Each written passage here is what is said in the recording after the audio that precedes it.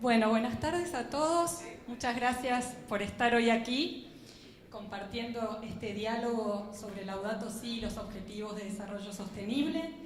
Vamos a escuchar en primer lugar a Benigno Rodríguez, quien es representante residente ad interim del Programa Naciones Unidas de Argentina. Muy buenas noches a todos y todas. Realmente para mí es un honor estar en este evento para conmemorar el primer año de la encíclica y sobre todo acompañado de este panel tan importante e interesante. Realmente me toca a mí simplemente introducir un poco el tema para después tener, igual que ustedes, el privilegio de escuchar las reflexiones que tanto Monseñor como el rabino nos van a realizar en torno a tan importante encíclica. Primero quería reconocer el honor que también nos produce poder haber coorganizado este evento junto con el Ministerio de Ambiente y Desarrollo Sustentable de la Nación, la Conferencia Episcopal de la Pastoral Social y el Programa de las Naciones Unidas para el Desarrollo. El año 2015 ha sido muy rico en decisiones globales que han tenido y tendrán alto impacto en todos y cada uno de los habitantes del planeta. La Agenda 2030 y los Objetivos de Desarrollo Sostenible fueron aprobados en septiembre en la Asamblea General de las Naciones Unidas y el Acuerdo de París sobre Cambio Climático fue alcanzado al culminar el año. En ese contexto, no podríamos dejar de señalar el faro que ha significado y significa la encíclica Laudato Si, presentada por el Papa Francisco el 18 de junio del año pasado. Laudato Si representa una bisagra en el debate social, económico y político sobre la crisis ambiental y los objetivos de desarrollo. La misma inaugura y sella un período de revisionismo profundo y ecuménico a nivel individual y colectivo y señala la necesidad de un cambio que no admite retrasos. La encíclica Laudato Si, presentada hace un año y destinada a todas las personas de buena voluntad, ha marcado y marca sin duda la necesidad de realizar una revisión profunda de nuestro proceder individual y colectivo para el cuidado de nuestra casa común, con un alcance inclusivo y ecuménico. Laudato Si es un documento integral e integrador. En efecto, la encíclica promueve la integración de la persona con la naturaleza, con la creación, digamos, busca armonizar la persona consigo misma, con el fin de integrarla en comunidades y sociedades, integrar la crisis ambiental con cuestiones esenciales y existenciales del desarrollo, integrar las sociedades en un marco de respeto de la diversidad e integrar las principales cosmovisiones de la fe para encontrar un camino de diálogo común a todos. Gracias. Como queda claramente demostrado a lo largo de sus páginas, todo esto es necesario para que podamos definir y construir los nuevos paradigmas para esa casa común que todos habitamos, que no es otra cosa que nuestro planeta. Laudato Si nos plantea la necesidad de una ecología humana integral, que comprende los siguientes elementos fundamentales: la indivisibilidad de la naturaleza y el mundo. Imprime, por tanto, una reciprocidad responsable entre el ser humano y la naturaleza. El cambio, que es necesariamente humano y debe ser científico-tecnológico, pero no puede ser solo científico y tecnológico. La tecnología y las finanzas no pueden ser las únicas soluciones a los problemas. Resulta necesario ver el misterio de las múltiples relaciones que existen entre las cosas. La degradación del ambiente no se refiere solo a aquello que entendemos como naturaleza, sino también a los ecosistemas humanos, a las ciudades, así como a la cultura. La degradación ambiental y la degradación humana y ética están profundamente unidas, resultado de una forma individualista de ver la sociedad y el mundo. Por eso resulta fundamental reconocer que un verdadero planteo ecológico se convierte siempre en un planteo social. La cultura de descarte torna necesario pensar en una dinámica circular de las cosas y de los residuos, y también que la dinámica industrial tenga en cuenta a la dinámica natural como un ejemplo.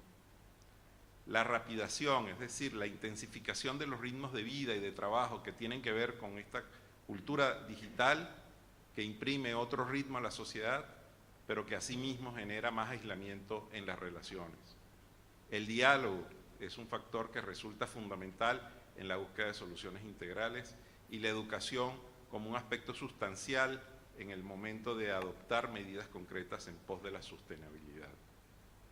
La encíclica llama claramente a la acción, tanto a nivel individual como colectivo, para generar un cambio positivo en una realidad tan adversa.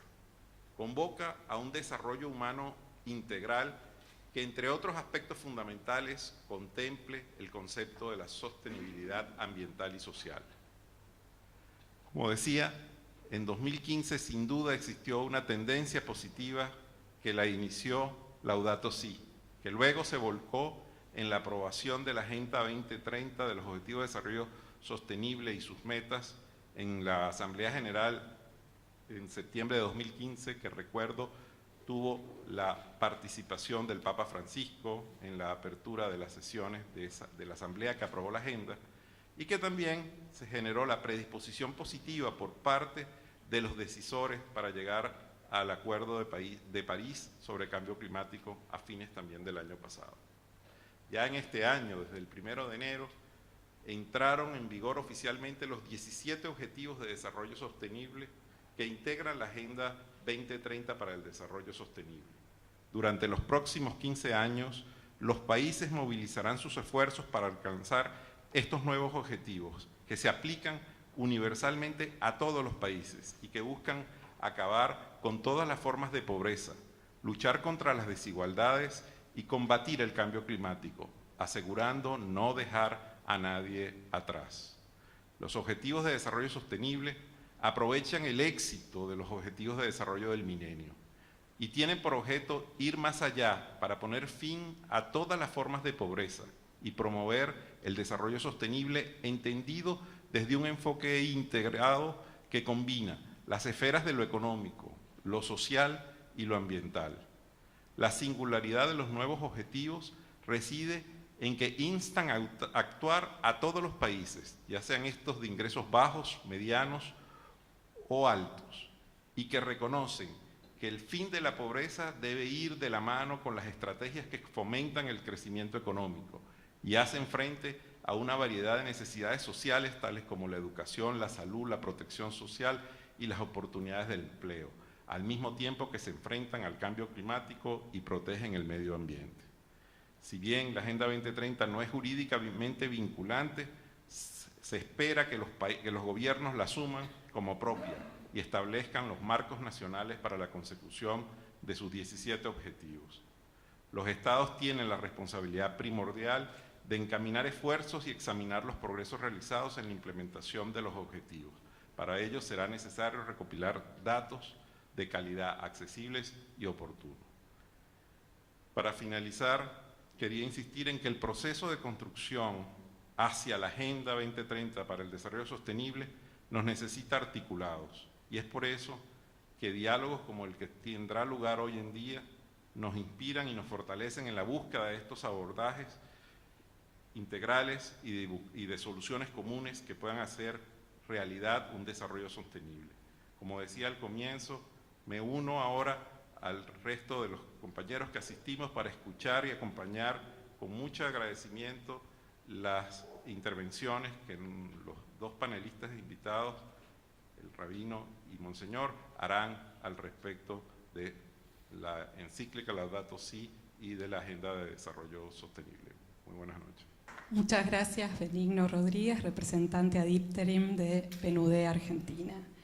Vamos entonces ahora a invitar a Monseñor Jorge Lozano, quien es presidente de la Conferencia Episcopal de la Pastoral Social, y a nuestro ministro de Ambiente y Desarrollo Sustentable, Rabino Sergio Berman, a que compartan con nosotros una primera reflexión de lo que ha significado y lo que significa la encíclica Laudato Si, Loado Seas, a un año, ¿no?, en este aniversario.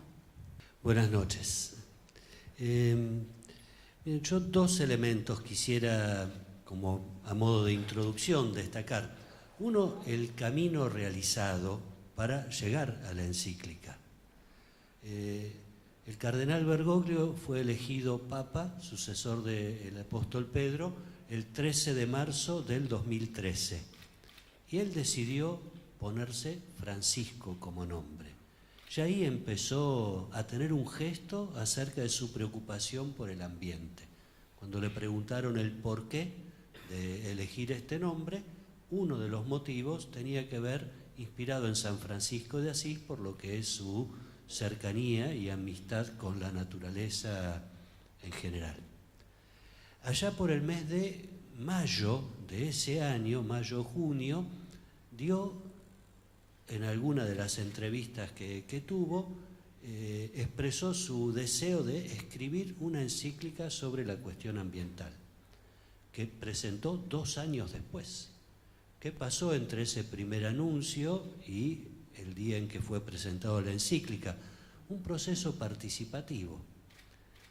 No fue esta encíclica escrita en la soledad de un escritorio con distintos volúmenes sobre la mesa, sino que él, a partir de un esquema inicial que realizó, lo dio en consulta a distintos especialistas, filósofos, teólogos morales, referentes de otros credos, científicos, biblistas, y de todos ellos fue recibiendo aportes a lo largo de ese primer año y un poco más, con los cuales ahí sí entonces se sentó a escribir este texto que nos regaló el 18 de junio, va a ser ya un año de la presentación.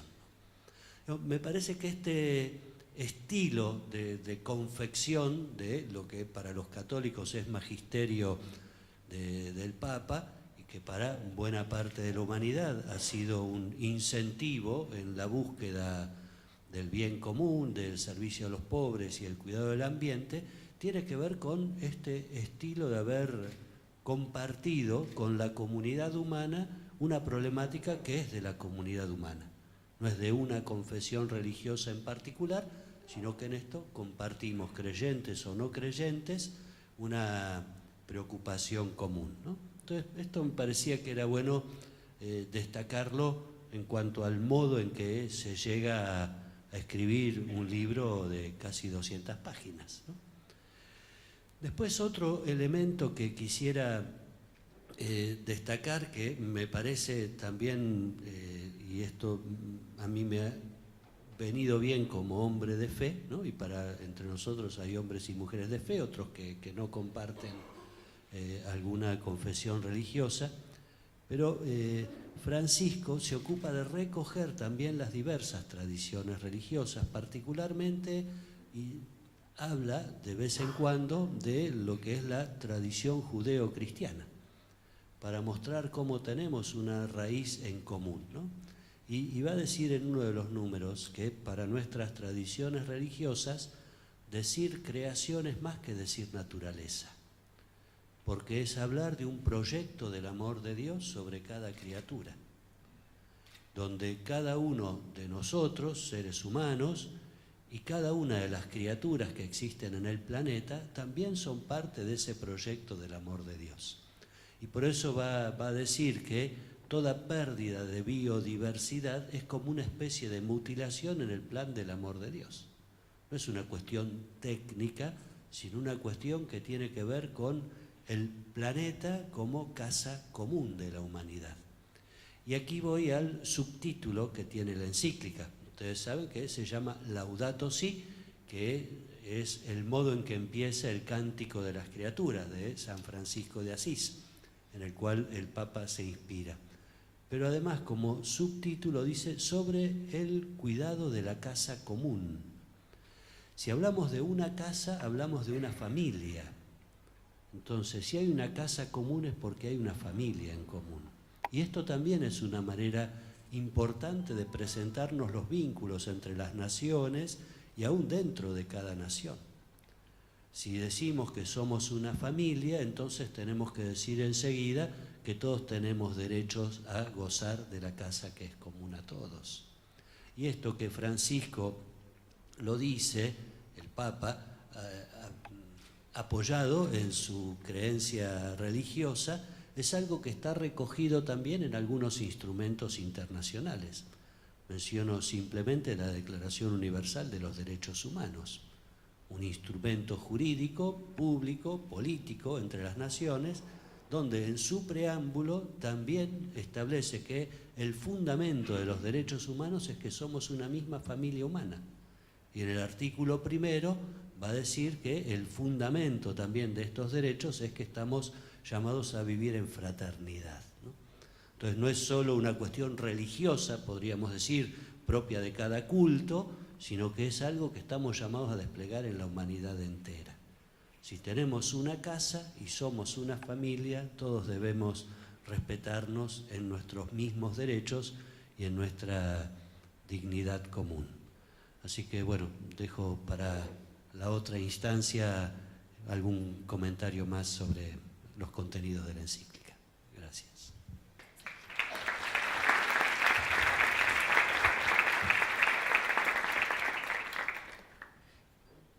Shalom Aleichem, Salam Aleichem, la paz para todos vosotros. Un honor que podamos compartir este ámbito.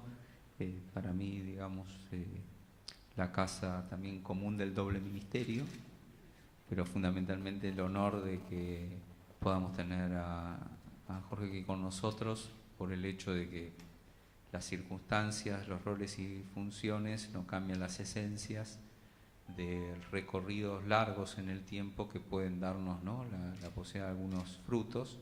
Y yo inscribo también esta conversación, agradeciendo también al PNUD y a sus autoridades que la auspician a lo que fue la semilla del diálogo argentino, que también el PNUD fue tan relevante, con Carmelo Angulo en su momento, cuando fue, recordarán ustedes, la crisis del 2002, 2001-2002, que el diálogo argentino se transformó en una herramienta muy importante para la cultura argentina, que tenemos que otra vez poner en valor, porque la tenemos, simplemente tenemos que sacarla del eclipse y hacerla visible y potente, sinérgica, conducente, proactiva y efectiva. Por eso los que tuvimos la oportunidad de instruirnos en el diálogo argentino, que hoy continúa como diálogo ciudadano, que hoy continúa con nuestras prácticas en ámbitos de la conversación creativa de la sociedad civil y el nuevo puente de conversación entre sociedad civil y las instituciones de representación en cualquiera de sus poderes, creo que también habla de la madurez de nuestra sociedad, que vive en la tensión, ¿no?, entre madurar para terminar, sobre todo en este año del Bicentenario, a ver si podemos ser realmente independientes de nosotros mismos y dejar de padecer la sociedad adolescente, que siempre adolece y siempre buscamos a alguien en quien expiar, y en lugar de asumir responsabilidad y compartir, ¿no?, que lo que vamos a hacer como futuro va a depender de lo que juntos decidamos asumir en este presente. Por eso tiene una especie de, para mí, ¿no?, como de reverberancia de ese tiempo, que por un lado parece mucho, pero es poco para los pueblos y las culturas, y creo que también fue un punto de inflexión que todavía no sanamos ni cicatrizamos, ¿no? También en un año donde también recordamos 40 años del terrorismo de Estado, que es este año, y que también los argentinos nos debemos, ¿no?, una pacificación y una reconciliación, no a expensas del olvido, sino todo lo contrario, de la verdad, la memoria y la justicia, pero fundamentalmente diciéndonos toda la verdad y no medias verdades, que además de ser mentiras, nos siguen generando heridas.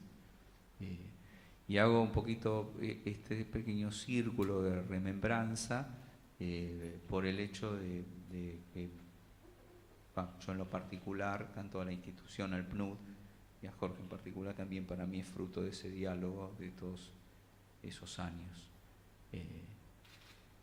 Bueno, ni que hablar con Gualeguaychú, vamos a hablar después, pero me parece a mí, digamos, importante. Ahora, claro, con roles y funciones diferenciadas y con responsabilidades del Estado, desde la sociedad civil, desde las confesiones, desde las instituciones, es muy importante tener espacios de diálogo, porque digamos que estemos juntos no significa que estemos todos mezclados y que no podamos diferenciar ni discernir, no solamente nuestras identidades, que siempre respetamos en todo diálogo interreligioso, sino también en esta potencia que tenemos, que quienes éramos parte de la misma red, si ahora asumimos otras responsabilidades, no podemos desconocer ese patrimonio común en valores que tenemos como visión, que ahora justamente tenemos que poner en acción. Y ahí es donde yo creo que yo lo vivo como con la misma raíz en valores, pero con una gran responsabilidad en la función pública, porque hay déficit y deuda del Estado en muchísimos de los temas que hoy nosotros conversamos. Y si todos de alguna manera tenemos responsabilidades compartidas, no son las mismas. Y también es importante asumirlo como tal. Frente a temas tan problemáticos como los que trata la encíclica, nosotros siempre buscamos de ver a quién le imputamos ser el culpable, algo que debiera ser la justicia en última instancia. Y quizás este tipo de conversaciones nos permiten más solidariamente asumir responsabilidades. No estar buscando el culpable, sino asumirnos todos responsables. No por la culpa, pero sí por las omisiones que también son pecados, por temas de cambio cultural que todavía no asumimos y esas grandes transformaciones y revoluciones que queremos para la casa común, para el país, para nuestra ciudad, que no van a suceder si no empiezan con cada uno de nosotros, que en realidad es la escala de operación del cambio. Por eso tiene un espacio de inflexión sobre la introspección personal y luego una acción de devolución de esa reflexión a una acción, que no tenga que ver con una discusión de valores, que en general vamos a coincidir, sino de virtudes que tenemos que practicar, que ahí es en definitiva donde no pasamos el examen. No en los valores que anunciamos, sino en las virtudes que practicamos. A la materia de que hoy nos convoca, yo luego, por supuesto, cuando hagamos el intercambio vamos a ir a temas más específicos. Yo pienso también que sobre esto nos podemos complementar con Jorge por el hecho que a mí me gustaría encararlo más de un aspecto técnico y práctico por la función y tener en la voz de Jorge la visión aspiracional y que nos convoca a esas dos caras de la misma moneda, ¿no? En definitiva. Me parece que también nos complementa. Para mí hay un regreso en este texto muy relevante y muy importante a los textos originales que ya teníamos revelados y no reconocíamos. Por eso me parece tan valioso que la encíclica, en términos de que cierra un círculo de 2000 años de Occidente, al que tiene que volver lo que pueblos originarios y tradiciones antiguas ya tenían claro. Y por eso creo que es muy importante para nosotros, porque en la visión occidental, cristiana y también judeo-cristiana, porque la tradición judía perdió mucho de su tradición de pueblo originario, en términos de un pueblo de la Mesopotamia antigua, de un pueblo, digamos, arraigado al ciclo natural de la tierra, que por su destierro, por muchos otros motivos, vuelve a nosotros desde una concepción occidental, y yo también digo cristiana. Esto para otra charla, ¿no? Pero, digamos, la tradición judeo-cristiana dice primero viene lo judío, después viene lo cristiano. Yo digo, además de eso que puede ser desde la revelación teológica, hay un tema de paradigma cultural. El judaísmo original pierde mucho de su raíz original, que es oriental y integrada a lo natural, para luego cabalgar sobre Occidente y el cristianismo y volver a ser judaísmo. El ejemplo que siempre doy es, aunque uno le explique a la comunidad judía que un rabino no es un cura, un sacerdote, no hay manera. Es decir, consideran en el rabino un sacerdote judío por el hecho de que está sobre el sustrato de la práctica cristiana. Y aunque uno plantee que la sinagoga no es un templo o una iglesia, no hay forma tampoco. Está como edificio consagrado. Ahora, de esta manera, la encíclica a nosotros nos envuelve, nos hace retornar a un lugar común. Y yo creo que ahí tiene una enorme potencia. En particular, Yo me entusiasmo con la encíclica porque es mi base doctrinaria para explicar cuando todos me preguntan qué hago como ministro de Ambiente, ¿no? Me preguntan, y yo le digo, en última instancia, pregúntele a Bergoglio, porque así como a mí me piden las credenciales, que tienen razón, yo planteo este tema de que lo veo como un discipulado. Y hay una diferencia también en la formación tradicional de los maestros y los discípulos. Hay momentos en que los maestros eligen discípulos, es cierto, pero hay también situaciones en que los discípulos eligen maestros. Entonces yo, liberándolo a él de toda responsabilidad, por supuesto, todo por mi cuenta y orden, yo me asumo como discípulo en este magisterio de Laudato Si para la función pública. Y esa de alguna manera es mi doctrina. Por otro lado, como hay una fase práctica, técnica, vinculada a políticas públicas que tienen que ver con variables medibles y no solamente aspiracionales, los nuevos protocolos que, como bien nos plantean nuestros amigos desde el PNUD y Naciones Unidas, que son los ODS, los Objetivos de Desarrollo Sustentable, plantean metas, indicadores, áreas específicas en las que tenemos que rendir examen de lo que hacemos, no de lo que aspiramos y no de lo que cumplimos. La Cumbre de París, la Agenda Global, los indicadores que tenemos que ahora que medir y que tenemos poco tiempo para cumplir, porque como somos además de argentinos fundamentalmente humanos, no reaccionamos sino hasta el límite, donde todo está por, ¿no?, colapsar, porque temprano y bien no lo queremos ver, y tarde y mal, cuando está, digamos, por estallar, empezamos a pensar por qué y cómo no hicimos nada antes y tenemos poco tiempo. Entonces eso marca una práctica técnica inmediata. En este encuadre, para mí, no podría estar haciendo lo que hago si no tuviera esta referencia. En el libro que yo dediqué cuando Bergoglio fue investido como Francisco, planteo las 3 dimensiones en el Evangelio según Francisco, un libro que únicamente puede escribir un rabino. Porque no, si no sería, además de una osadía, una herejía, pero no tiene sentido esas licencias. Como a pesar de que lo pedí, no pertenezco al orden episcopal y eclesiástico, no tendría, digamos, una sanción en ese orden, ¿no?, por el atrevimiento, pero tiene que ver justamente con qué nos quiere enseñar. Y con qué nos quieren enseñar aquellos que ya lo habíamos adoptado como maestro no idolatrado, no infalible ni perfecto, nunca lo pretendió ni creo que lo va a pretender, pero sí como un maestro, un líder y un estadista. Y las 3 dimensiones se plasman de manera contundente en la encíclica. Ahí hay un maestro que enseña, ahí hay un líder, ya no solo de la Iglesia Católica, Apostólica y Romana, sino de la humanidad. Es una acción de liderazgo, es decir, las cosas que dice la encíclica, y al mismo tiempo un estadista, porque ya desde esa visión fija lo que debieran ser políticas de Estado, aún siendo, ¿no?, el mejor de los mundos, porque como estadista del Vaticano, la jurisdicción en la que él tiene que aplicar es la humanidad, porque tiene la doble proporción de ser una casa tan chiquitita en términos territoriales y prácticos, pero tan simbólica, que justamente nos llama a todos a entender que somos guardianes del mundo.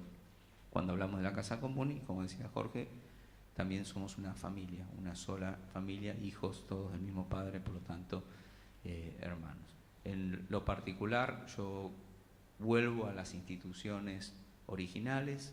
Para nosotros, en la Torá, en la Biblia, el Antiguo Testamento o Primer Testamento, para la tradición judío-cristiana, tenemos instituciones preclaras del mismo espíritu de la encíclica y lo que hoy llamamos desarrollo sustentable. Empezando por el Shabbat, el descanso de la tierra, de los animales y de la vida, siguiendo por la Shemitah, el 7º año en el cual no se toma de la tierra y se la deja descansar, siguiendo por el Yobel, el año del jubileo, donde se declara la libertad de toda posesión, donde todos somos peregrinos en la tierra del Señor y nadie es dueño de nada, ni de las cosas, ni de los dones, ni de los bienes, ni de la gente, y aún en esa época ni de los esclavos. Entonces, por eso vuelvo a la idea de nuestras raíces. Cada una de su identidad y su raíz.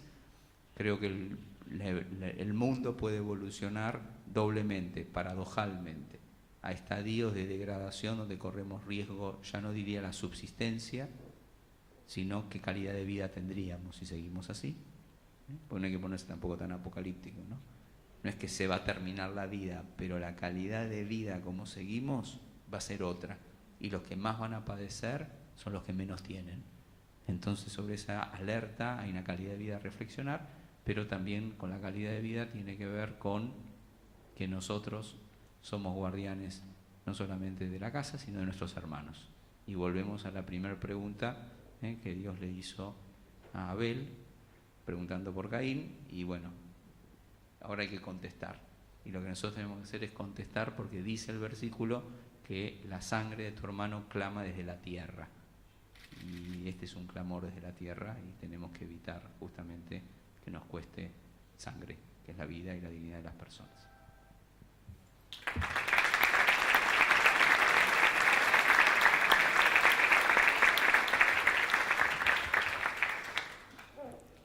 Bueno, somos familia humana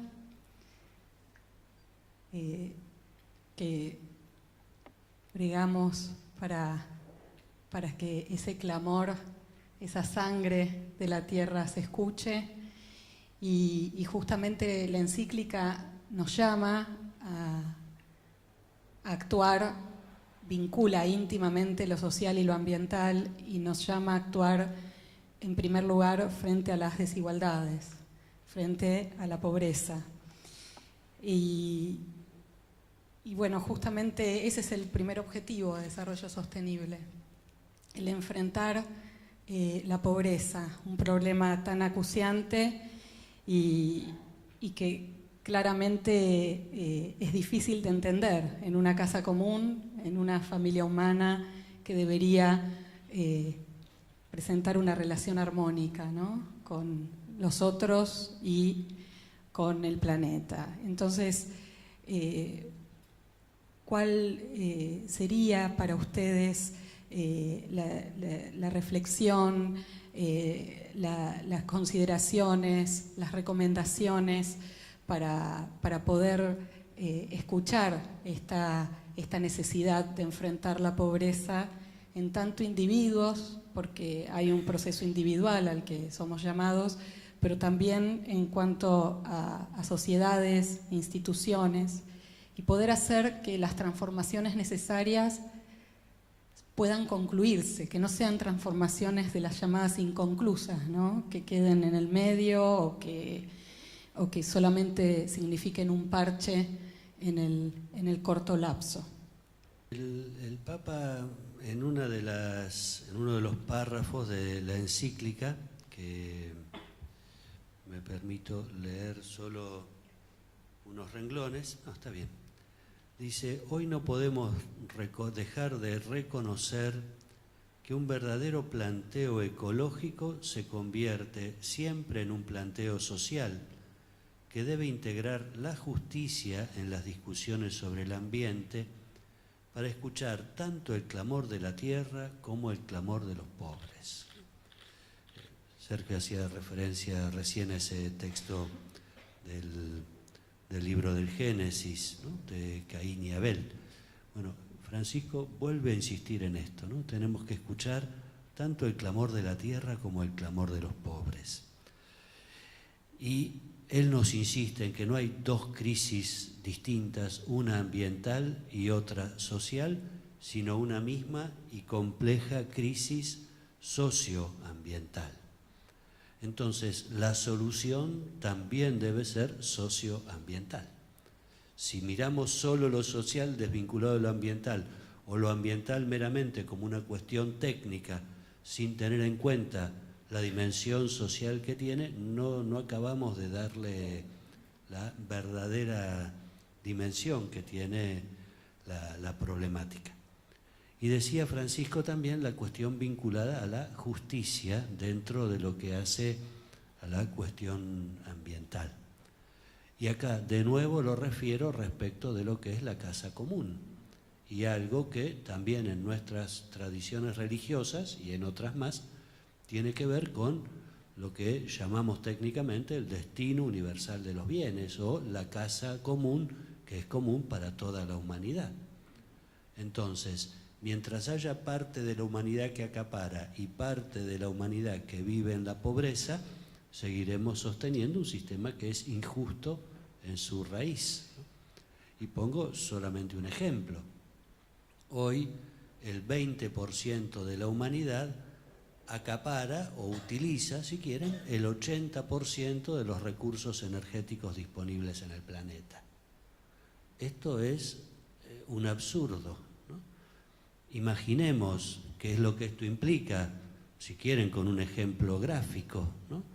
Como si quienes están en estas primeras 3 filas hubieran llegado primero y cada uno hubiera tomado 4 sillas, ¿no? En una dejar el bolso, en la otra poner el brazo, en la otra poner la pierna, y el resto, ¿no?, del auditorio tener que arreglarse solo con este sector, en el cual entonces habrá 3 que se sienten en una misma silla y los que vayan llegando al final serán tal vez 8 o 10 que se turnan para sentarse un ratito cada uno.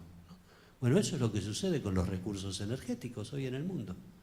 La distribución de los recursos energéticos está hecho de manera tal que algunos no tienen acceso y otros despilfarran.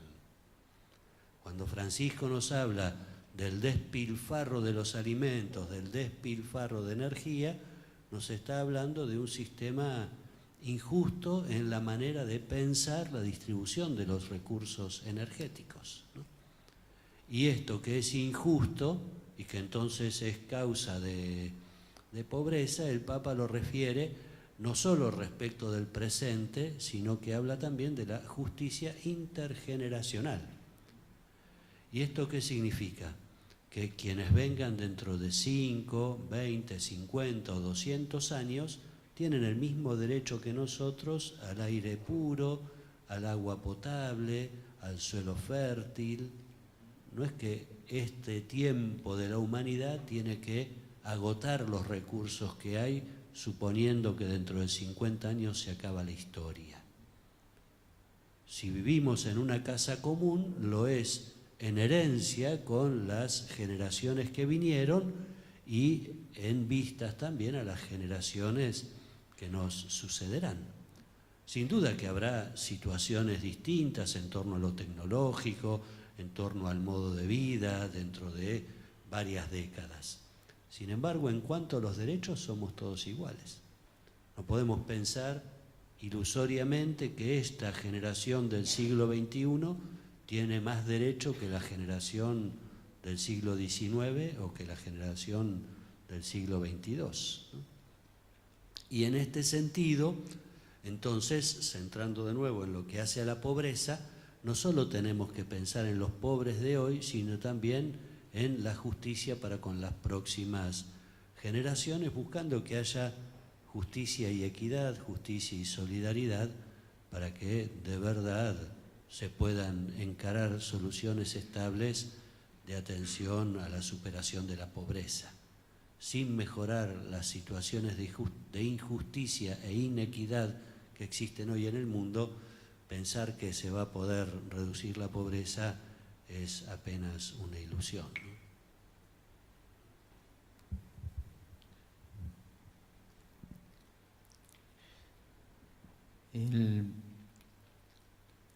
El principio inclusive bíblico de esta conjunción de lo social y lo ecológico tienen también sus antecedentes bíblicos. Quien tenía la posibilidad o la bendición de tener un campo y poder cosecharlo, además del descanso del 7º año, que no lo podía trabajar para sí y tomar de él, ¿no? Tenía, por lo menos el que cosechaba tenía 3 preceptos que cumplir. Yehijale que tipea, que era las gavillas que se te caían o los atados que recogías y dejabas en el campo, y la esquina de tu campo sin cegar, eran todos bienes universales para el pobre, la viuda y el necesitado. Y eso que es una normativa, digamos, de renuncia anticipada, que también tiene que ver y no es que ahora les estemos pidiendo, sino que lo hacemos siempre, ¿no? Pero el principio de los diezmos tiene que ver con esta ecuación también, que antes eran diezmos materiales concretos, en el sentido de la renuncia anticipada a la posesión absoluta, en un principio no de renuncia gratuita por perder, sino acto de justicia social por repartir en equidad. Por supuesto, nosotros de la visión teológica y religiosa, pues todos son dones y bendiciones que Dios nos da y nunca derechos adquiridos para poseer, sino siempre para bendecir, disfrutar, que no te falte, pero partir y compartir para que todos tengan. Ahora, desde esta perspectiva, que nosotros la podemos decir normativa, dogmática o religiosa, o de la identidad particular de cada uno de nosotros, estas líneas de conversación, la encíclica lo pone en un tono espiritual universal para una ecología humanista, integral, inclusiva. Entonces ahí ya no estamos divididos entre los verdes, los sociales, los testimoniales, los comprometidos, los creyentes, los no creyentes. Ahí tenemos un mínimo común denominador, en todos podríamos suscribir que estos temas que siempre se hicieron ideológicos se transformen en lógicos. Porque si vamos a hablar de la pobreza, cada uno va a tener una posición ideológica. No quiero poner los ismos a esto, ¿no? Pero tienen sus ismos. El capitalismo, el comunismo, el socialismo, etc. Yo también agrego ahí el judaísmo, pero digamos que también es peligroso cuando se va un ismo, pero son posiciones ideológicas. Acá lo estamos aprendiendo desde el punto de vista lógico. O sea, no es lógico que sea así, y es poco sensato que sea así. Entonces, plantearlo desde el criterio, digamos, de lo lógico, de lo mesurado, del término medio, nos permite justamente plantear qué entendemos nosotros por afrontar en esta visión integral la pobreza. El sentido lógico dice, insumos materiales hay, no hay necesariamente catástrofes naturales, es más, muchas de las que ahora padecemos con el cambio climático es que nos devuelve multiplicada la negligencia con la que hemos actuado, o sea que tampoco es muy justo, diría hasta el mismo Dios, ¿no? Que le vayamos a preguntar ahora, cuando Él nos viene preguntando hace tanto tiempo por qué no cuidamos lo que nos dio. Pero ese tipo de situación a la que llegamos ahora nosotros desde el punto de vista de la pobreza, en lugar de ser ideológico y siendo lógico, es el desafío que son estos objetivos de un desarrollo sustentable, si podemos llegar a tener una sociedad decente. El objetivo máximo es, por supuesto, una sociedad absolutamente justa. Pero antes de llegar a la sociedad plenamente justa, tenemos que llegar al umbral de una sociedad decente. Y la sociedad decente se plantea bajo un solo criterio, que es que a todos por igual le aseguremos no que tengamos lo mismo, sino que todos tengan lo mínimo de lo digno. Y lo mínimo de lo digno, que uno va a empezar a discutir quién lo fija, lo mínimo de lo digno, lo fija la ley.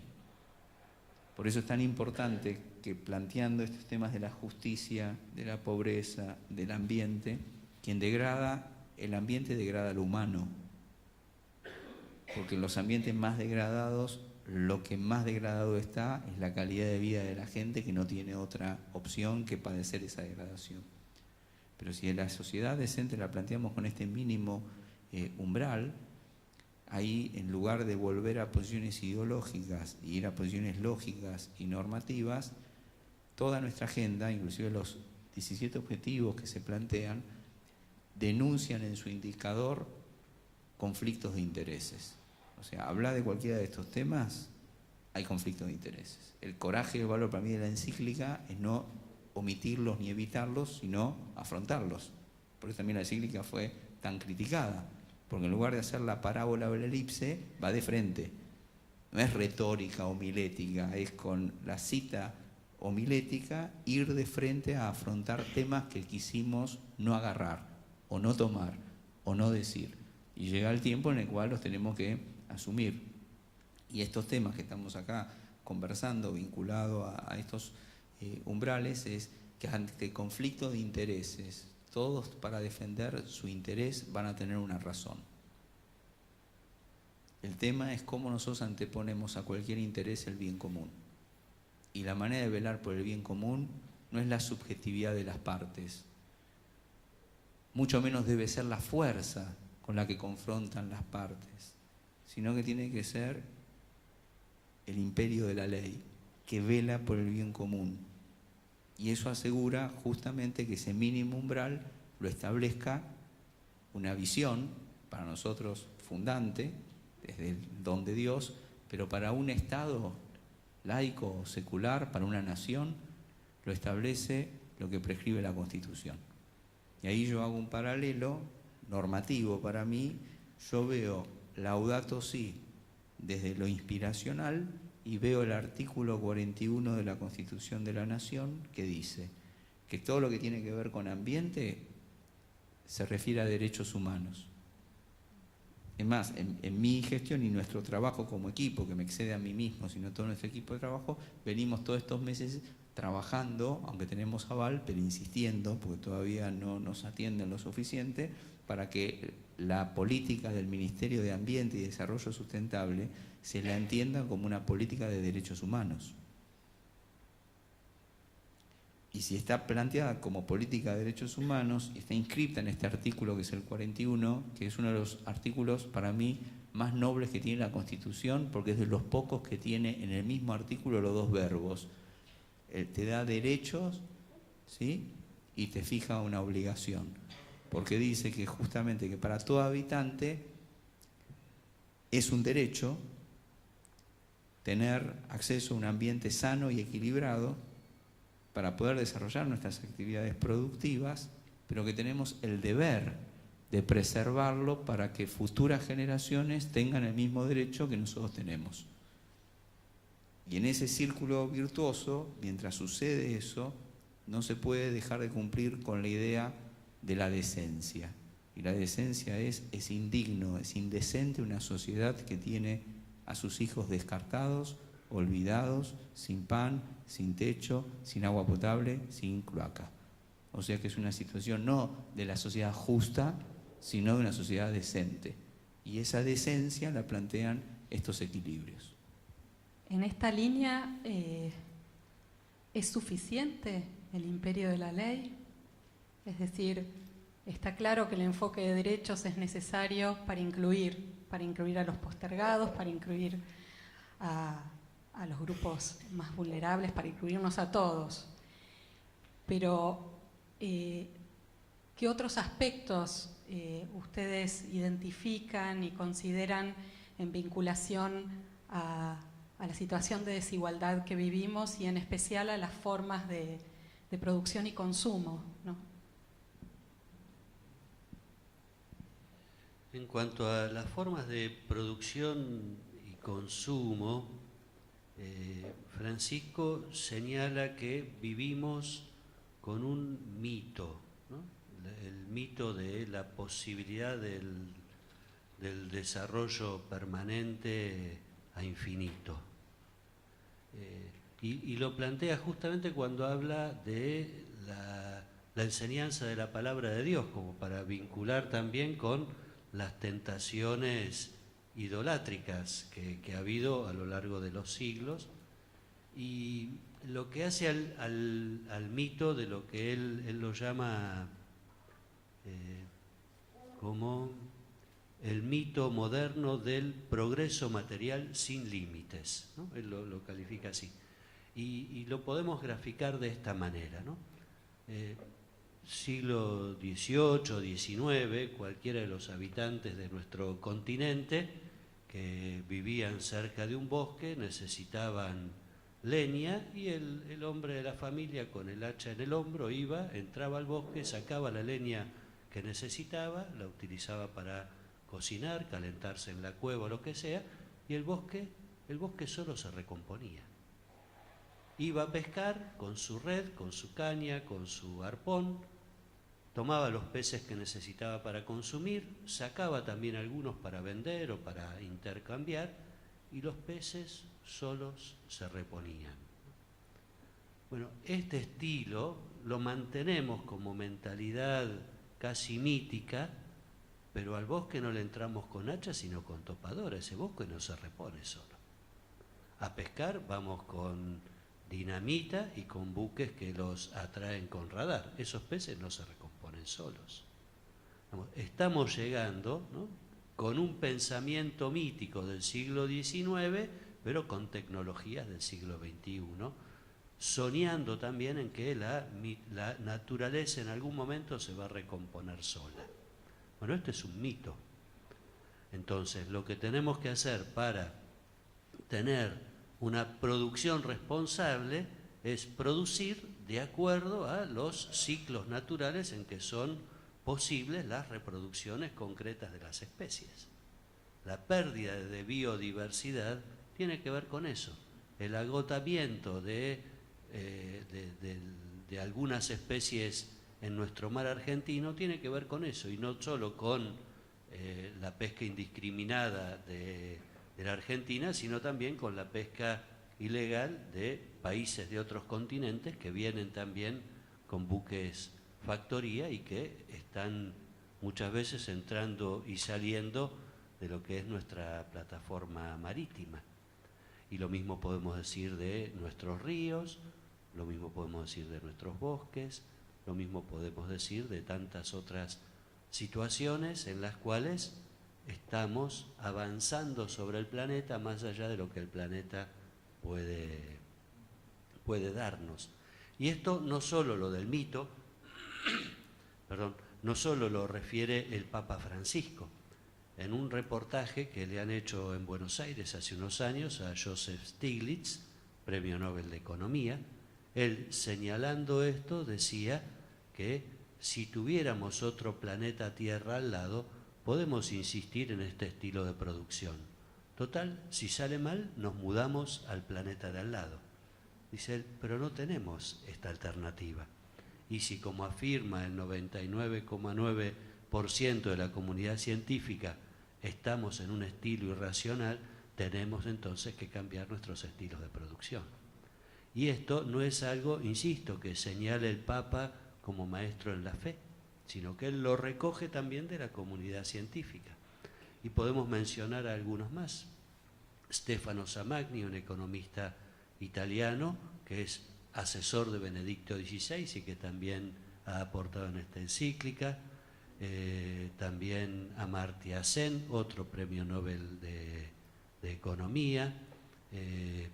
También, ¿cómo se llama nuestro hermano argentino de origen judío que está en las Naciones Unidas? Como Klicksberg, ¿no? Bernardo Klicksberg también tiene algunos estudios realizados sobre esto.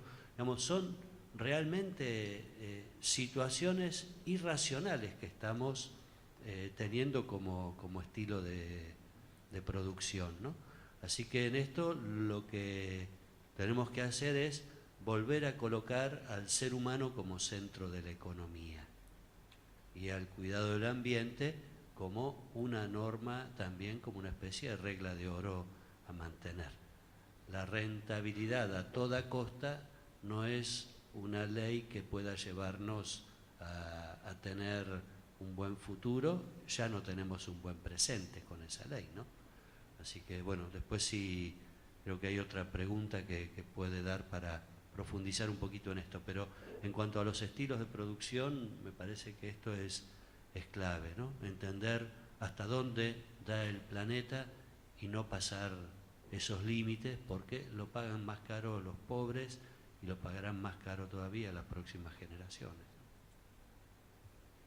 Sí, yo creo que, digamos, paradojalmente, ¿no? Con la ley no alcanza, pero si se cumpliera sería suficiente.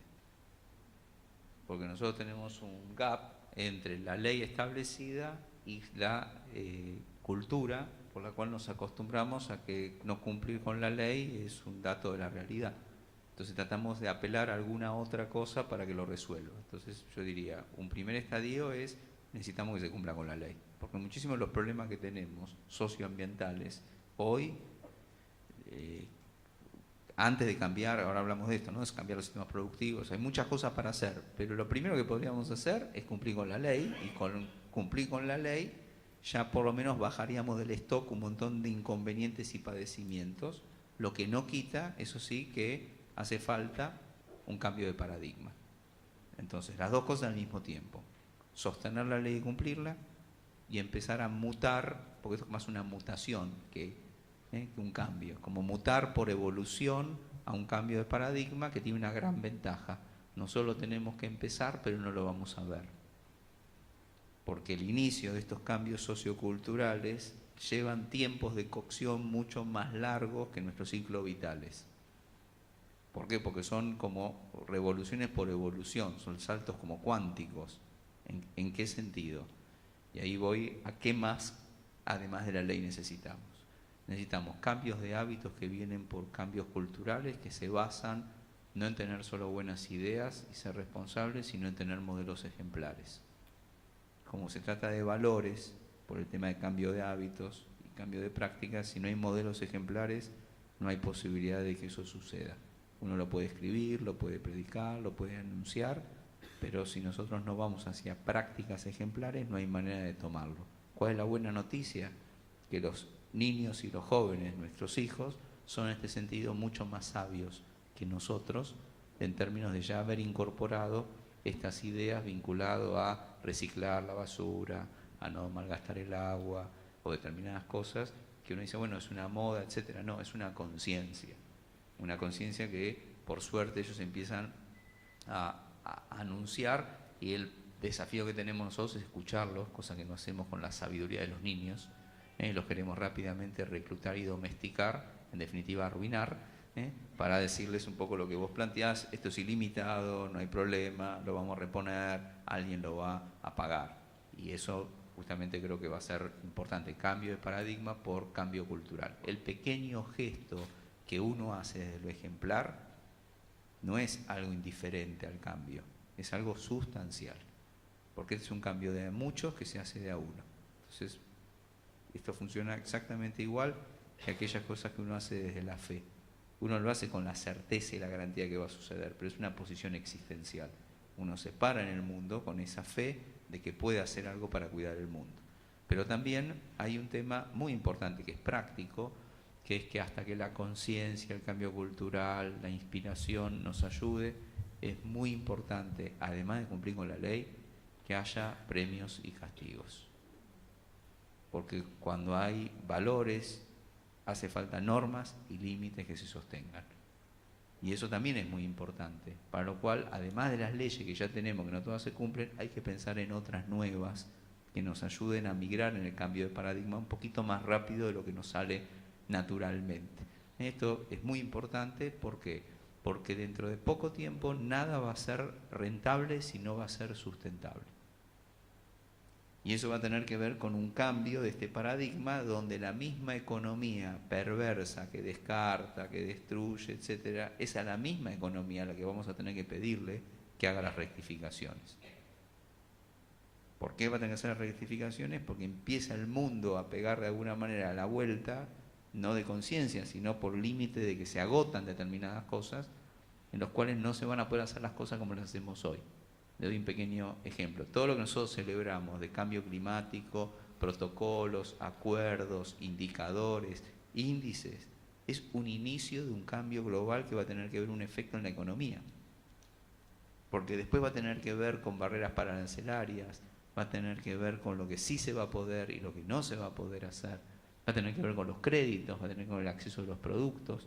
Todo lo que nos parece ahora es un grupo de gente bien intencionada, innovadora, que está cuidando el planeta mientras otros lo destruyen, es porque en poco tiempo todo va a migrar a un sistema donde estas regulaciones, estos límites van a ser prescriptivos. Es más, los 17 indicadores que nos proponen Naciones Unidas son el primer borrador de ponernos de acuerdo en las nuevas reglas de juego, porque después van a ser reglas de juego. Hoy está en una especie de laboratorio de armémoslas, pero va a llegar un día en el cual las vamos a tener que cumplir. Por eso es tan importante este trabajo, donde otra vez la frustración que sentimos nosotros va a tener que transformarse en proactividad de anticipación. Y ahí sí vamos a poder pensar en comunidades sustentables, en comunidades productivas, en volver un poco a cómo nos conformamos con un poco menos para vivir mejor, cosa que todos podemos decir, no sé cuántos lo podríamos asumir, y cuántos de alguna manera eso lo van a premiar, porque también tiene que haber un cambio cultural respecto a las tendencias y a las modas. Esto también es muy importante, que esto nos sirva justamente para una revisión de las posiciones que nosotros tenemos vinculadas a las cosas que nosotros hacemos, porque consumir en exceso te aliena para poder descartar innecesariamente el exceso por demás que no necesitabas tener. Pero ¿saben cuál es el problema? Que si fuera objetos, es un problema. Pero lo que pasa es que cuando lo aprendemos con los objetos, lo hacemos después con las personas. O sea, cuando a nosotros estas cosas nos generan alienación e indiferencia, así como descartamos cosas, descartamos gente. Y cuando descartamos gente ya no estamos en un límite material y económico, sino que pasamos el umbral de esta conversación, que para mí es el centro. La discusión nunca es técnica, esta discusión es ética. Y una vez que tengamos un norte ético claro, no nos tenemos que preocupar. La técnica la vamos a poder utilizar, la ciencia la vamos a poder orientar, la tecnología, la normativa la vamos a poder instrumentar, pero ahora lo que estamos es perdidos en el rumbo ético. Y de eso se trata, volver a tener el norte y la brújula para que la ley, además de estos cambios, nos permita tener el desafío que asumimos, que es que estamos perdidos, y así se pierde el mundo, pero fundamentalmente se pierde la dignidad de la vida. La verdad, cómo celebro este diálogo, parecería que los distintos puntos que están en la encíclica, que están también de alguna manera vinculados en los objetivos de desarrollo sostenible, nos requieren un cambio de paradigma y que bueno, este es un cambio ético. Entonces, en esa línea sería, creo que muy importante para todos nosotros que ustedes nos formularan qué nos recomiendan, ¿no? ¿Qué nos recomiendan como personas y con los roles que tenemos en las instituciones en las que estamos? Aquí en la audiencia hay representantes de ámbitos gubernamentales, nacionales, provinciales, hay gente de distintos sectores, de la sociedad civil, del ámbito académico. Yo creo que sería muy importante y creo que nuestro gran desafío, porque todos estamos convencidos de que esta realidad tiene que cambiar, y el gran desafío al que nos llama Laudato y que de alguna manera también nos presentan los objetivos es salir de los silos, ¿no? Es salir de un trabajo más atomizado a un trabajo más integral. Y que tiene que ver también con el aunar lo social, lo económico y lo ambiental. Entonces, yo los invito a compartir con nosotros sus recomendaciones, qué vislumbran como necesario a la luz de este año de Laudato. Yo retomo algo de lo que decía Sergio recién, que me parece que es central en la encíclica y en la problemática, que es la cuestión ética. Nosotros a un dentista, a un médico, a un mecánico, a un docente le pedimos ética. ¿Por qué no a un economista? ¿No? Me parece que a veces hay algunas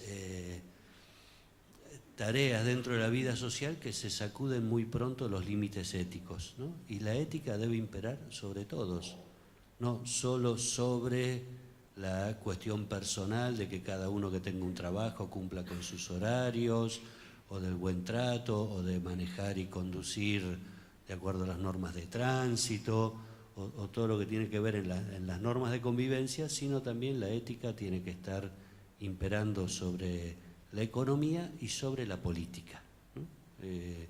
En esto a veces yo imagino la vida de la sociedad como una especie de biblioteca donde algunos libros los sacamos y los escondemos para que no nos molesten, ¿no?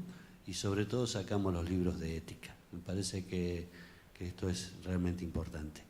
Respecto de tu pregunta, María Eugenia, la encíclica nos propone caminos bien concretos según la situación de cada uno. Y pongo algunos ejemplos. Tal vez, salvo vos o alguno de tu equipo, no podamos, la mayoría de nosotros, incidir en una cumbre de cambio climático. pero sí podemos hacer mucho. No por no poder lo más, dejamos de poder algunas cosas, ¿no?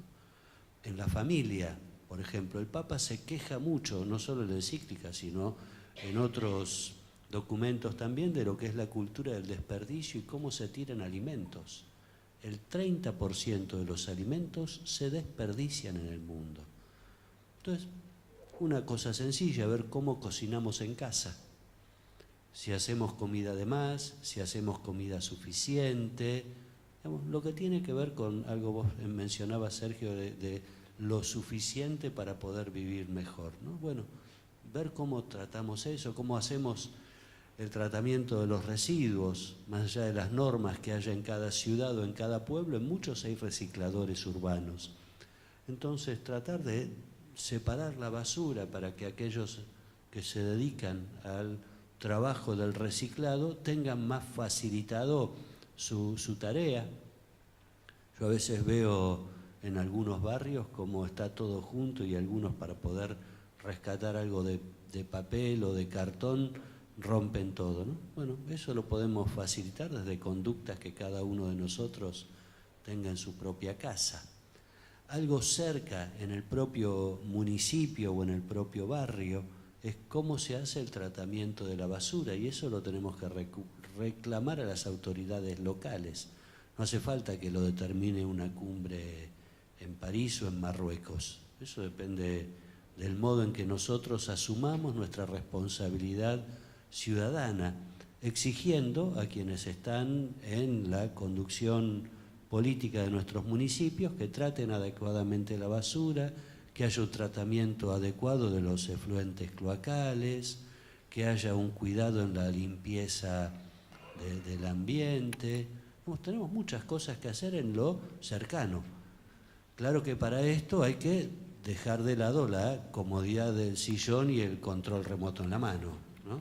Porque en casa todos somos expertos y nos quejamos delante del televisor, que el televisor es una caja boba, como alguien dijo, no responde, ¿no? Le podemos decir de todo, insultarlo, quejarnos, pero quejándonos delante del televisor no se logran cambios significativos. Lo mismo después a nivel de cada provincia. Lo que Sergio mencionaba, que tenemos marcos legales que no se cumplen. Enseguida vinieron acá imágenes de la falta de cumplimiento de la ley de bosques, por ejemplo, o de falta de cumplimiento de la ley sobre la compra o venta de territorios vinculados a fuentes de agua dulce a capitales extranjeros. Hay una serie de marcos legales que dependen del compromiso de cada uno de nosotros en nuestras propias provincias. Lo mismo podemos decir a nivel nacional, ¿no? De el cuidado de los recursos, ¿no? De fuentes de agua dulce en los glaciares, de la pureza de los ríos, que las distintas empresas que funcionan no vuelquen sus desperdicios en los parques industriales sin un tratamiento adecuado. Eso depende también del control que podamos establecer cada uno de nosotros. Y así podemos ir encontrando muchas cosas bien concretas que podemos hacer para modificar este tipo de formas de consumo o formas de no participación o indiferencia que terminan dejando el espacio libre para que otros consuman o produzcan o desperdicien el ambiente, queriendo todos cuidarlo, ¿no? Qué bueno. Sí, yo, en función de tu pedido, aprovecharía la oportunidad y este marco para compartir un pequeño texto que trabajamos juntos, que sería una especie de versión laica y secular de nuestro mini Laudato, ¿no? Por el hecho obvio que nosotros en la política pública no podríamos utilizar documentos doctrinales, pero no estamos exentos de confundir, digamos, la impronta religiosa y el marco de un Estado laico con vaciarlo de valores o de virtudes inspiracionales que orienten la acción, ¿no? Si está planteado, creo, en los términos neutros y amplios y respetuosos para todos por igual, sería una pena, ¿no?, a veces sacrificar esas visiones de valores pensando que el Estado tiene que estar vacío de valores o descabezado en términos de rumbo trascendente, sin ponerle a eso ninguna otra dimensión que no tenga que ver con el legado en continuidad de lo que vamos a dejar. Y nosotros trabajamos un poco esta idea de hacer un manifiesto sobre el principio que ser sustentable es el compromiso de a uno, ¿no? Es de todos, pero es de a uno. Entonces comparto con ustedes 10 principios de ser sustentable y cómo podríamos justamente responder con acciones concretas. Estamos transitando una época de profundos cambios y de transformaciones. Hoy tenemos la posibilidad de repensar nuestra manera de ser y estar en nuestra casa común. Ser sustentable implica reconectarnos con nuestra propia esencia en la diversidad de la vida y recuperar el valor de compartir, sentir y disfrutar. Celebremos juntos la oportunidad de vivir estos principios y de promover una mayor participación transformadora. 1. Tenemos una oportunidad. Reconocemos como parte del ambiente, inspira a que podamos repensar nuestro ser y nuestro hacer, permitiendo que cada una de nuestras acciones reflejen nuestros verdaderos valores. 2. Somos interdependientes. Nuestras acciones dejan huellas y condicionan la vida de las próximas generaciones. La degradación del ambiente es también la degradación de lo humano. 3. Cuidemos los bienes comunes. El cuidado de los bienes comunes es nuestra mayor responsabilidad. El aire, el agua, el suelo, la energía y la biodiversidad son vitales para la vida de cada ser vivo y todos debemos poder acceder a ellos. 4. Pensamos global, actuamos local. El cambio climático, el cuidado de la biodiversidad, las energías renovables, la equidad social, son retos urgentes que comienzan en lo local. En esta tarea debemos desarrollar nuestra capacidad de poder imaginar y comprometernos en un futuro más equitativo, más sano y más justo. Celebremos la vida. La construcción de sociedades sustentables requiere el respeto por toda forma de vida. Necesitamos comprender la complejidad ambiental valorando la riqueza de la diversidad cultural para reconstruir las tramas sociales y las naturales de la vida. Asumamos compromisos. Nos comprometemos a recomponer ecosistemas y fortalecer las sociedades. Evitar el derroche, usar eficientemente los bienes disponibles, no extraer más de los sistemas naturales de lo que necesitamos y de lo que ellos generan.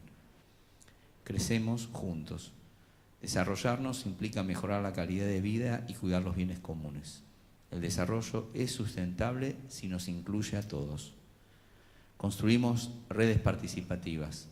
La participación ciudadana es necesaria para garantizar el cuidado de nuestra casa común.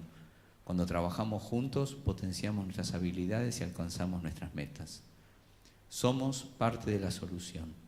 El Estado tiene gran responsabilidad de la adopción de medidas de protección, conservación y cuidado de la salud y permitir la integralidad de los ecosistemas. Pero nosotros somos también responsables, los ciudadanos, las organizaciones de la sociedad civil y los sectores productivos.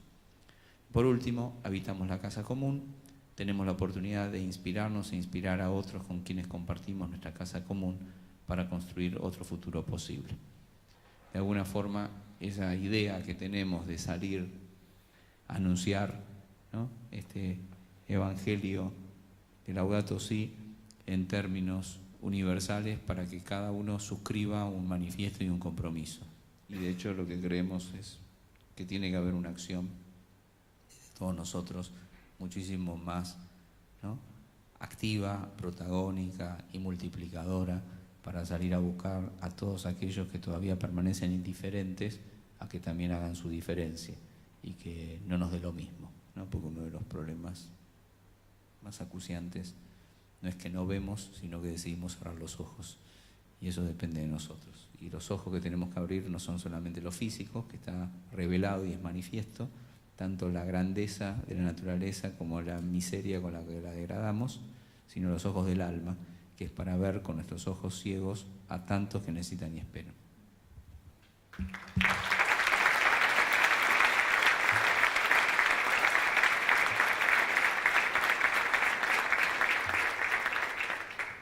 vamos a tener un espacio de preguntas para poder optimizarlo. Yo lo que les pido es que formulemos, primero quienes quieran formulen sus preguntas, se presenten y vamos a hacer una ronda de preguntas y luego otra vuelta aquí de Monseñor Lozano y Sergio Berman.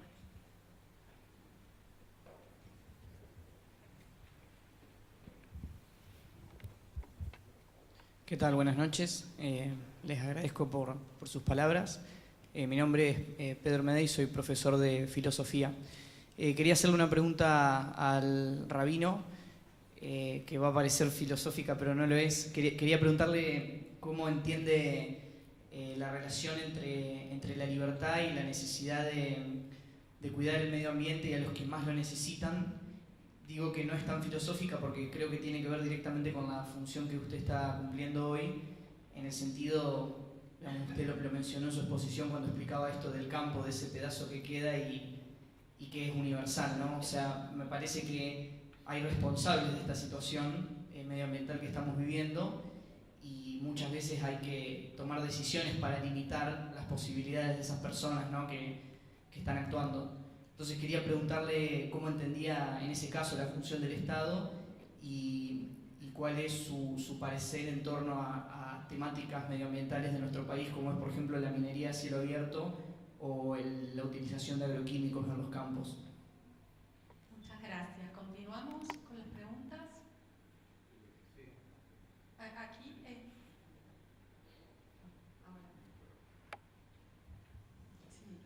José Luis Panigatti, ingeniero agrónomo, 50 años de INTA y 50 años de suelo. Soy un tipo muy aburrido, pero yo creo que no escribo sobre ética, sino que trato de ponerla en práctica, pero sí escribo sobre suelos y acá traje 2 ejemplares. Y me parece que el artículo 41 de nuestra Constitución nos da derechos y también nos da deberes. Y a mí me dio un deber, y después de 50 años de trabajar, les quiero hacer llegar esto, que el problema no pasa por la ley, sino por el presupuesto. Si las monjitas que esta mañana recibieron $8,5 millones lo ponen para conservar el suelo, podríamos sistematizar 500.000 de hectáreas. Y si destinamos lo de fútbol para todos de un año, podemos sistematizar todas las hectáreas erosionadas de Entre Ríos. Así que aquí les dejo 2 ejemplares para ustedes. Muchas gracias.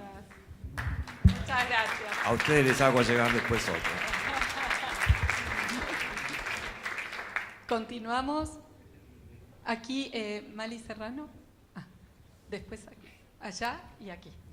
Señor ministro, hay una versión... ¿Se podría presentar, por favor? Sí, mi nombre es Roberto Martínez, sí. Soy secretario de organización del Partido Demócrata Cristiano de la Ciudad de Buenos Aires.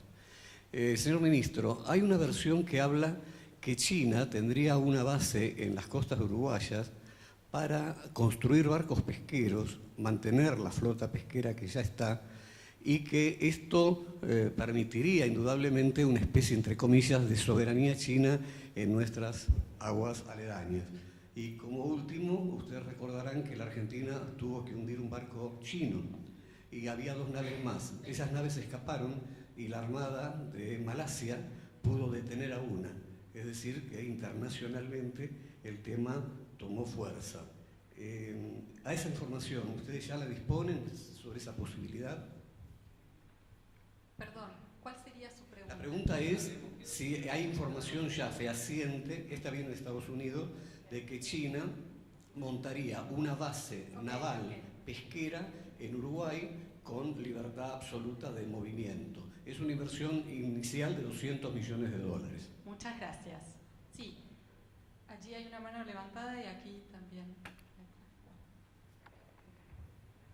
Y vamos a ir... Mi nombre es Silvia Alonso, soy licenciada en Gestión de Políticas Públicas, especialista en salud y ambiente. Mi pregunta es para el rabino Berman y es toda la función. Es concretamente qué acciones tienen pensadas para el cumplimiento de la ley de bosques y la ley de glaciares.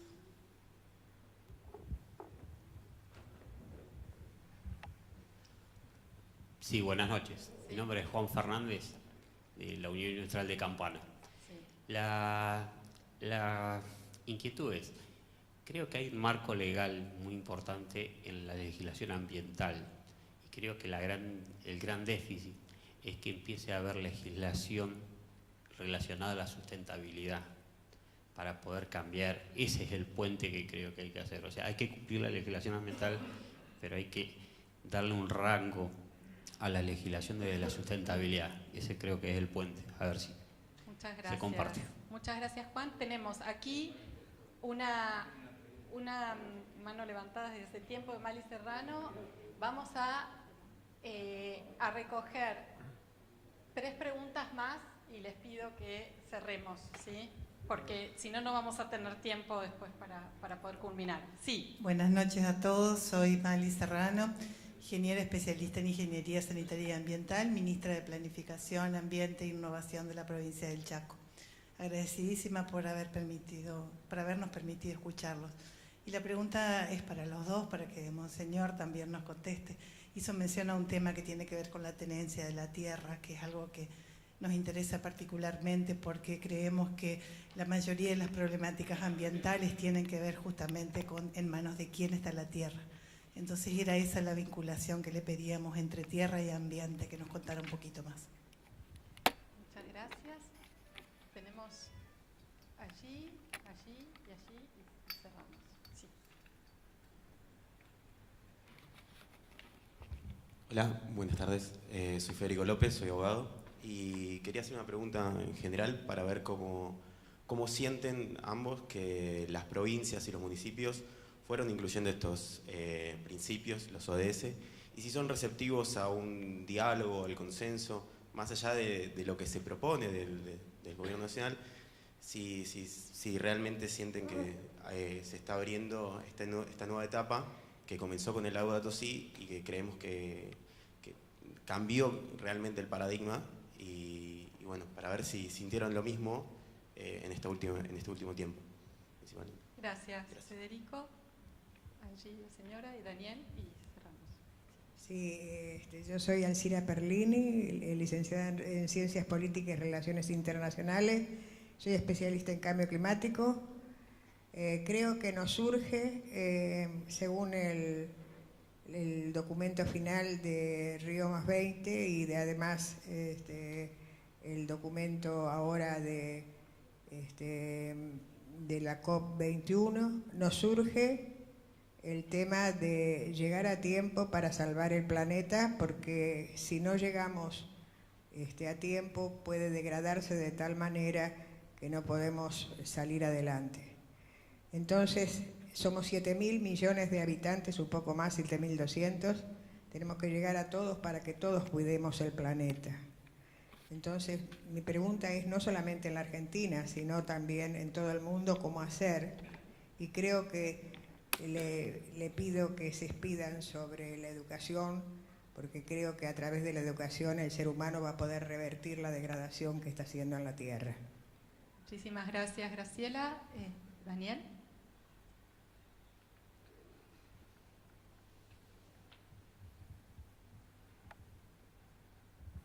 Yo soy Daniel Tomasini, profesor de Economía Ambiental en la Universidad de Buenos Aires.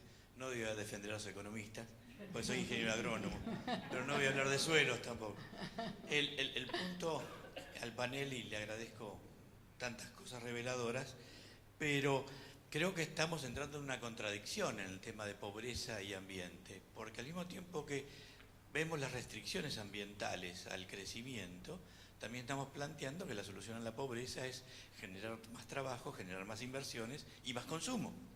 Y al mismo tiempo lo que tenemos que lo que dirige a esta mayor cantidad de inversiones y de generación de trabajo en nuestros países es el nivel de consumo que tienen los países ya desarrollados, que protegen el ambiente, que tienen las mejores ciudades, que tienen las mejores condiciones de vida, pero al mismo tiempo nos generan en nuestros países los conflictos ambientales más serios y sociales que tenemos. Entonces, ¿cómo desde esta visión de Laudato Si podemos encontrar un camino que realmente empiece a empujar estas situaciones tan conflictivas? Gracias. Muchas gracias, Daniel. vamos entonces a pasar. Han sido muchas las inquietudes y muchas las preguntas, así que... ¿Cómo? Sí, perfecto. Así que, Sergio, no sé si quieres comenzar. Desde ya, que lo que planteo es que... No, tenemos para otra conferencia. Claro. Hay una amplia gama de preguntas.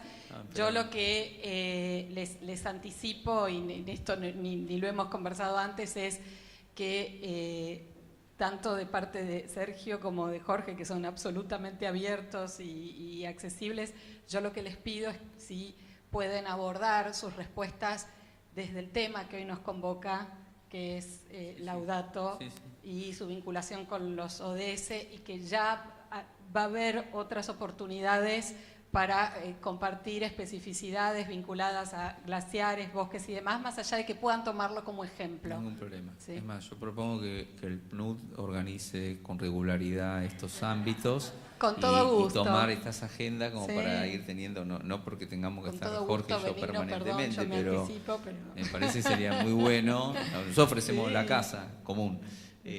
Pueden usar la infraestructura y invitar, porque me da la sensación de que obviamente son temas muy importantes y que tienen que tener tiempo y espacio para su debate, tratamiento. Aparte, me parece que hay una deuda todavía de participación social sobre estos temas, articulada, organizada, etcétera, ¿no? Que sería bueno que nosotros busquemos espacios como estos, que son plurales, amplios, que darían profundidad a este diálogo que enriquece. Así que, pero siguiendo con la consigna que nos propones de vincular las preguntas, y dado que teníamos un compromiso inicial, más allá que empezamos tarde, a las 8:30 terminábamos aproximadamente. No quiero dejar de contestar, pero hay un común denominador de las preguntas, diversas, técnicas, que remite otra vez al mismo principio. Muchos de estos temas se resuelven, primero, vuelvo a insistir, con cumplir con la ley que tenemos, y después, si quieren perfeccionarla, mejorarla, debatirla, discutirla. Por ejemplo, algo que vos decías. La ley está, pero le falta la traducción, la adaptación, la actualización a los nuevos criterios de sustentabilidad, etcétera, y me parece que así tiene que ser. Y vos nos preguntabas antes sobre la libertad y los límites, donde cada uno se puede mover, hasta dónde y cómo, las fronteras agropecuarias, el tema de los agroquímicos, etcétera. Y frente a cada uno de estos temas, no digo que no haya polémica para sostener una discusión, lo que digo es que hay una referencia clara. Hay cosas que se pueden y cosas que no se pueden. Va en la misma línea de la ley de bosques, es exactamente igual. O sea, la ley de bosques está, lo que todavía no hay es un registro consolidado de los infractores a la ley de bosques, y todavía lo que no hay es un sistema también de equidad, porque así como que le corresponde a todas las provincias esos fondos, no le corresponde a las provincias que lo reciben y no respetan el mapa de protección de bosques nativos. Entonces, sobre cada uno de estos temas, vuelvo a insistir, no quiero contestar en particular, aunque hay mucho para hablar, pero hay un principio ordenador, organizador sobre estos temas. ¿Y cómo se resuelven? Se resuelven también con un tema no solo de la ley en cada uno de estos tópicos, que la verdad que agregaría mucha luz sobre temas que están corridos de eje. No se sabe si está mal porque está mal pensado, no se sabe si está mal porque no hay estándares, no se sabe si está mal porque no se cumple con la ley, no se sabe si está mal si hay ahí algún tipo de lobby o algún tipo de acción, digamos, corporativa. No se sabe, falta en principio discernimiento para ordenar la agenda de este tema. Y al estar todo tan corrido, en mi opinión, se desordena la conversación. No digo no hay que tenerla, hay que mínimamente ordenarla. Y el primer orden que los argentinos vamos a tener que recuperar, pero no por no tener buena voluntad, sino por falta de ejercicio tantos años, es el orden republicano. Porque nosotros perdimos el orden republicano. O sea, hay temas que resuelven las leyes. ¿A quién hay que remitirse? A los legisladores. Como bien vos decís. O sea, ¿querés prohibir la megaminería a cielo abierto como una práctica de la minería? Hay que cambiar el código de minería. Porque al día de hoy la minería en general y esa forma de minería es una actividad lícita, legal. Yo no estoy diciendo que que sea lícita y legal significa de cualquier manera, de cualquier forma, hay controles, etc. Pero hay gente con razón, como provincias que ya tienen su propia legislación, que no la permiten.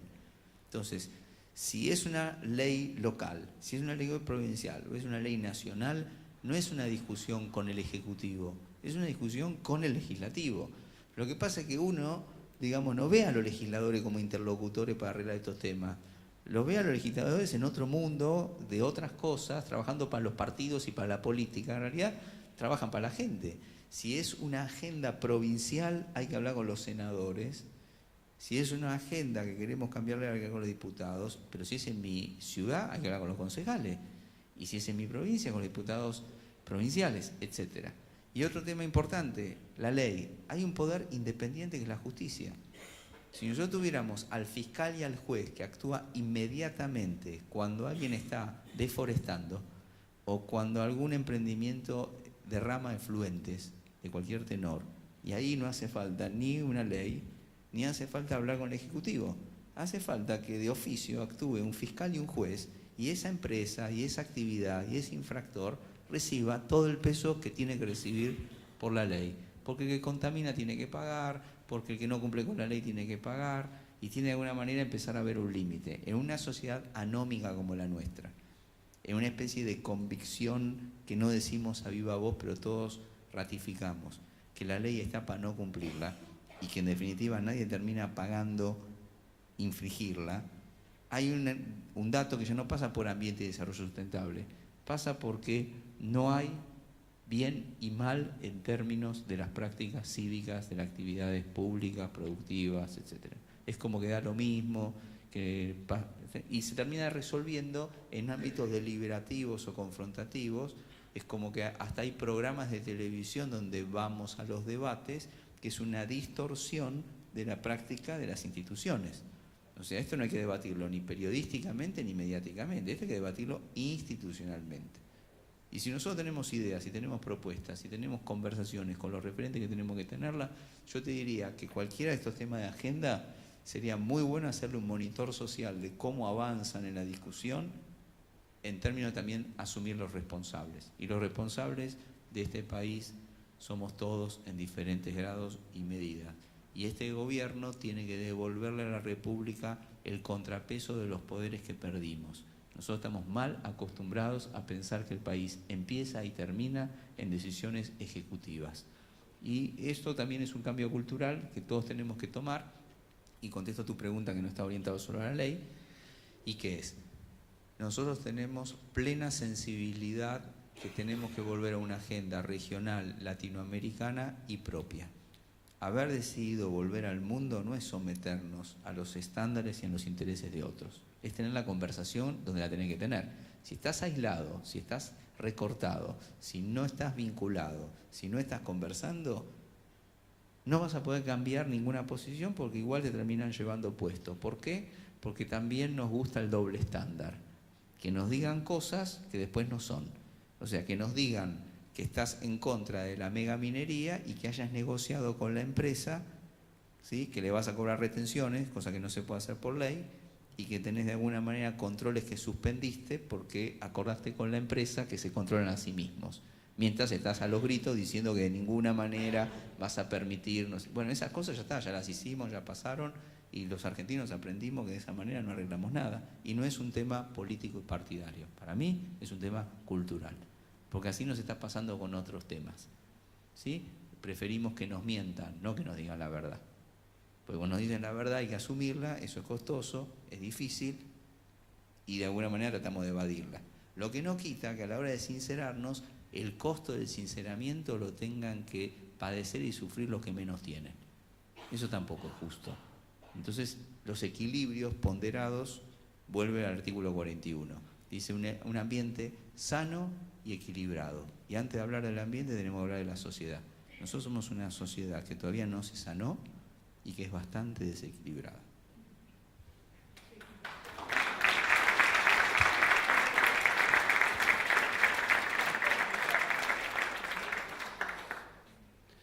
Yo recojo dos cuestiones respecto de la tierra y dos cuestiones de principios.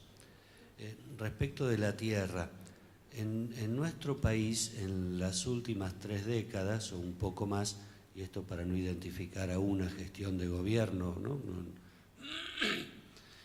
Ha habido un proceso permanente de concentración en la propiedad de la tierra y de concentración de las unidades productivas. Los pequeños productores han ido vendiendo a medianos para que después los medianos fueran vendiendo a grandes, lo cual implicó un crecimiento en riqueza, pero contradictoriamente una pérdida de puestos de trabajo. Tenemos más generación de riqueza y contradictoriamente más pobreza, porque quienes han ido dejando sus fuentes de trabajo han ido a engrosar los cordones urbanos de las grandes ciudades de distintos lugares del país, no solo del conurbano bonaerense, ¿no? Así que esto es un estudio que hicimos en la Conferencia Episcopal Argentina, publicado en un documento que se hizo en la Pastoral Social que se llama Una Tierra para Todos, ¿eh? Y ahí se muestra estadísticamente, con datos de los censos, de qué manera se fue dando este proceso. Simultáneamente con esto, ha habido también un crecimiento en el costo económico de la tierra. Territorios que antes no valían mucho, significativa económicamente, y que estaban habitados por pobladores que nunca se preocuparon de sus títulos de propiedad, porque a ninguno le importó durante décadas o generaciones que estuvieran allí cosechando, cuidando animales o lo que sea, de pronto empezaron a tener un valor sideral y aparecieron inescrupulosos que han coimeado a distintos funcionarios para obtener títulos falsos de propiedad de la tierra, con lo cual ha habido muchos conflictos que han tenido incluso muertes. ¿Por qué? Bueno, porque donde antes había gente que hace 5 o 6 generaciones o más estaban en ese lugar, ahora apareció alguien que reclama título en virtud de algún tipo de asistencia legal. Sumado a esto, hay también una demora inentendible en el registro de la propiedad de la tierra de las comunidades de pueblos originarios. 3 veces se postergó el plazo para realizar este registro de propiedad. Prácticamente desde, no me acuerdo qué año es, si de 2004, 2005 la ley, prácticamente 2006, prácticamente se hizo solamente el 25% de las comunidades aborígenes. Los demás todavía están ahí en veremos, habiéndose gastado recursos del Estado que habían sido puestos para que se realizaran. Esto también entorpece la posibilidad de que los pueblos originarios o las comunidades de criollos puedan tener sus títulos de propiedad adecuados. Así que la problemática de la tierra, lejos de ser un problema superado, es un tema realmente complejo que requiere decisiones políticas y presupuesto para avanzar. También algo que me parece importante decir, crecer para salir de la pobreza es cierto, pero no cualquier tipo de crecimiento. Cuando decimos que queremos que los pobres dejen de ser pobres, no decimos que puedan desperdiciar el 30% de los alimentos como los ricos. No es ese el tipo de crecimiento o el tipo de inclusión. No es inclusión a la sociedad del derroche, sino una inclusión a la dignidad. En esto que vos mencionabas al principio, cuáles son los mínimos dignos o los mínimos que corresponden a una dignidad, sabiendo obviamente que para salir de la pobreza el camino no es el subsidio, que debe ser temporario, sino el trabajo debidamente registrado y remunerado con dignidad. Y otro elemento que también me parece muy importante, a partir de algo que vos preguntabas y alguno más también, un concepto que tenemos que trabajar también y tener en cuenta es la licencia social. Que los pueblos debidamente informados puedan decidir acerca del estilo de producción que necesitan o quieren en su propia provincia, en su propia ciudad y en su propio territorio.